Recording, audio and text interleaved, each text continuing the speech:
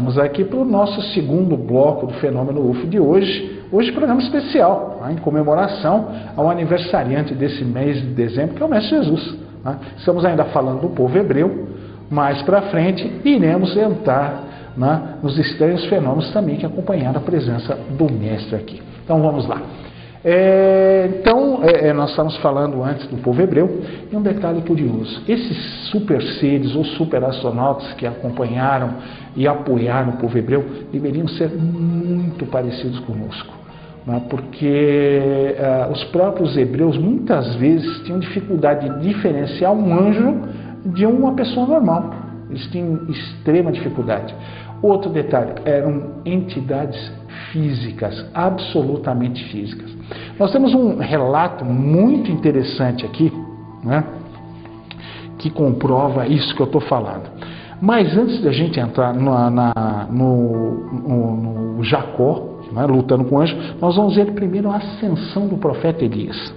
Novamente, nós vamos ver a limitação tecnológica da época, de conhecimento da época. É dito que o profeta Elias, quando ele estava em companhia de um jovem, em sua andança pelo deserto, uma carruagem de fogo teria descido do céu e levado o profeta Elias. A única coisa que restou do profeta foi o seu manto, porque o deserto durante a noite é muito frio. Então é normal as pessoas andarem com roupas folgadas para facilitar a ventilação, e durante a noite levar um agasalho, porque muitas vezes a temperatura no deserto baixa a uma temperatura abaixo de zero. E o profeta Elias, quando foi elevado por essa carruagem de fogo, a única coisa que ficou foi o seu manto para o frio. O jovem chegou a correr até a primeira cidade, narrando o que tinha acontecido com o profeta Elias, que ele havia sido levado por uma carruagem de fogo. Então nós vemos primeiro a carruagem de fogo, e depois nós vamos ver um detalhe muito curioso, de um caso ufológico ocorrido na década de 70 em Minas Gerais, onde um ser ciclópico, de um olho só, com 2,5 metros de altura, desceu de uma nave e subiu através de um feixe de luz. É muito parecido com o que aconteceu com o profeta Elias. Dizem que o profeta Elias foi elevado por um feixe de luz. Curiosamente, esse ser também foi erguido por um feixe de luz. É um tipo de funcionamento que nós ainda desconhecemos. Como é que a luz pode fazer isso? Ou a luz poderia ser algo secundário de um campo principal que elevaria ou desceria o ser de e para a nave. É muito curioso, nós vemos o ser elevando como o profeta Elias foi levado, o que mostra que essa aeronave que elevou o profeta Elias teria usado de antigravitação para realizar esse prodígio. Mais uma vez mostra uma tecnologia muito superior à nossa. A imagem seguinte, sim, nós vemos Jacó lutando com um anjo. É muito curioso, quer dizer, como é que uma pessoa vai lutar com uma entidade espiritual? Ou seja, esse anjo era absolutamente físico. E Jacó chegou a vencer a luta com o anjo. O anjo chegou até a mudar-lhe o nome, com uma honraria para aquela época, por ele ter o vencido em luta. Como nós vemos, pela descrição do anjo loiro, pele clara, nós vamos vendo 2 seres aqui, um avistado nos Estados Unidos na década de 50 e uma outra entidade, a qual é denominada Star-Sheran. Nós vemos que são pessoas praticamente idênticas a um ser humano. Ele poderia andar aqui entre nós sem que nós percebêssemos.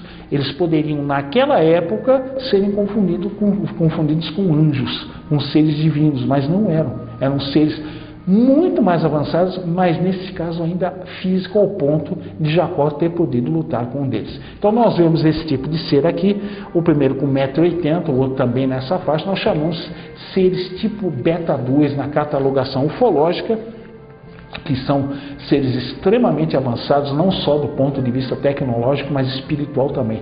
São seres extremamente espiritualizados, são seres que acompanham a humanidade há muito tempo, têm extremo interesse na evolução espiritual humana. Agora nós vamos entrar propriamente no Mestre Jesus. Jesus aqui sempre teve uma presença também forte extraterrestre desde o momento da gravidez de Maria. Maria realmente engravidou virgem. Isso para a época era considerado um prodígio. Hoje nós sabemos que existe uma resposta para isso, né? Maria, antes de engravidar, ela teve um contato com um anjo, mas não um contato físico. Esse anjo provavelmente a inseminou artificialmente através de um processo de uma pequena agulha que teria preservado sua virgindade. Ela teria recebido um óvulo muito especial, aliás, um esperma muito especial para fecundar o seu óvulo, que daria origem ao Mestre Jesus. Os próprios espíritos, né, nas obras básicas da codificação, nos alertam que o nosso lado é o lado mais frágil. Então, quando ocorrem certas deformidades físicas, né, devido às limitações do nosso corpo físico, é muito fácil de socorrer.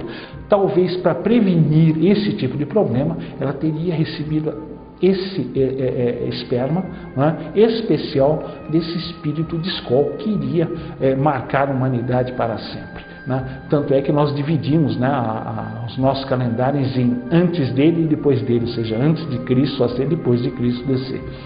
Mas mesmo Maria, né, nós temos tapeçarias que mostram as estranhas presenças de aeronaves sempre onde Maria estava.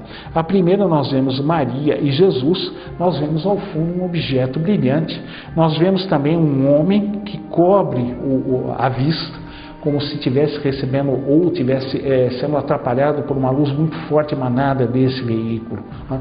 Na imagem seguinte nós veremos também novamente Maria, nós vemos 3 mulheres. Se nós olharmos ao fundo do lado esquerdo da imagem, nós veremos um objeto discoide que está ali presenciando a cena, né, onde estava Maria, novamente, né, mostrando a presença extraterrestre no local.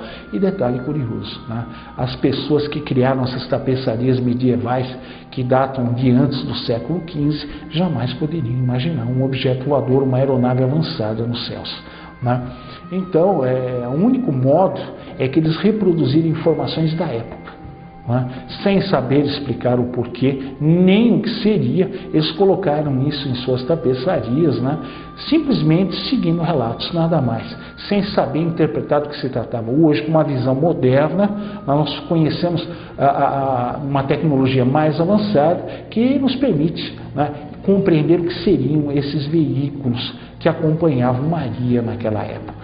Nós vamos continuar para o nosso último bloco falando ainda do Mestre Jesus e da presença de seres e veículos avançados. Então, até já.